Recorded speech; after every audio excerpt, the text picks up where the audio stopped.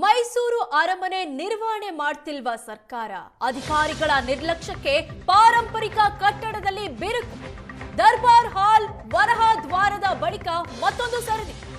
ಒಂಟೆ ರಾಮಾಚಾರ್ಯ ಆಂಜನೇಯ ದೇವಸ್ಥಾನದ ಕಟ್ಟಡ ಬಿರುಕು ಬಿದ್ದಿದೆ.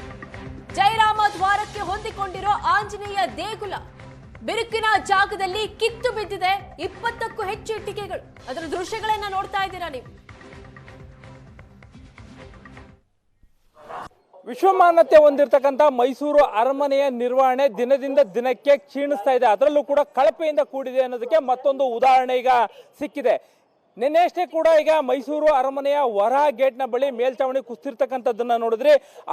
ಅದರ ಬೆನ್ನಲ್ಲೇ ಈಗ ಮತ್ತೊಂದು ಭಾಗದಲ್ಲಿ ಅರಮನೆಯ ಕಟ್ಟಡ ಏನಿದೆ, ಕಟ್ಟಡ ಸಂಪೂರ್ಣವಾಗಿ ಬಿರುಕು ಬಿಟ್ಟಿರ್ತಕ್ಕಂಥ ದೃಶ್ಯಾವಳಿಗಳು ಈಗ ಬೆಳಕಿಗೆ ಬಂದಿರತಕ್ಕಂಥದ್ದು ನೀವು ಇಲ್ಲಿ ಗಮನಿಸಬಹುದು.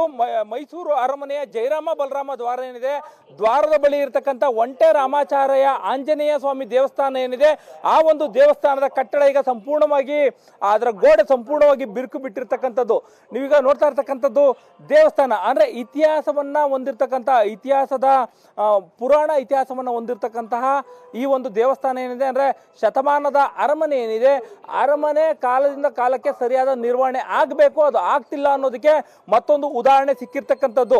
ನೀವು ನೋಡ್ತಾ ಇರ್ತಕ್ಕಂಥದ್ದು ಜಯರಾಮ ಬಲರಾಮ ದ್ವಾರದ ಬಳಿ ಇರ್ತಕ್ಕಂಥ ಈ ಒಂದು ಆಂಜನೇಯ ದೇವಸ್ಥಾನದ ಕಟ್ಟಡ ಯಾವ ರೀತಿಯಾಗಿ ಸಂಪೂರ್ಣವಾಗಿ ಅದರ ಗೋಡೆ ಬಿರುಕು ಬಿಟ್ಟು ಅರ್ಧ ಭಾಗ ಸೀಳಿರ್ತಕ್ಕಂಥದ್ದನ್ನ ಇಲ್ಲಿ ಬಹಳ ಸ್ಪಷ್ಟವಾಗಿ ಗಮನಿಸಬಹುದು. ನೀವು ಅಲ್ಲೂ ಕೂಡ ಗಮನಿಸಬಹುದು. ಏನು ಮೈಸೂರು ಅರಮನೆಯನ್ನ ಬೆಳಗುವಂತ ಲಕ್ಷ ದೀಪಗಳೇನು ಬಲ್ಬ್ಗಳೇನಿವೆ, ಆ ಬಲ್ಬ್ಗಳ ವೈರ್ಗಳು ಕೂಡ ಕಿತ್ತು ಬರುವಂತಹ ಪರಿಸ್ಥಿತಿ ಇದೆ.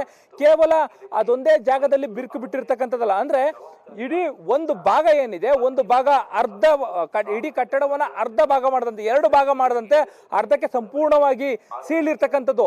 ಆ ಸೀಳಿರ್ತಕ್ಕಂಥ ಹಿನ್ನೆಲೆಯಲ್ಲಿ ಅದರ ಕಿಟಕಿ ಏನಿದೆ, ಆ ಕಿಟಕಿಯು ಕೂಡ ಸಂಪೂರ್ಣವಾಗಿ ಮುರಿದಿವೆ. ಯಾರು ಯಾವಾಗ ಬೇಕಾದ್ರೂ ಕೂಡ ಆ ಕಿಟಕಿ ಸರಳುಗಳನ್ನ ಮುರಿದು ಒಳಗಡೆಗೆ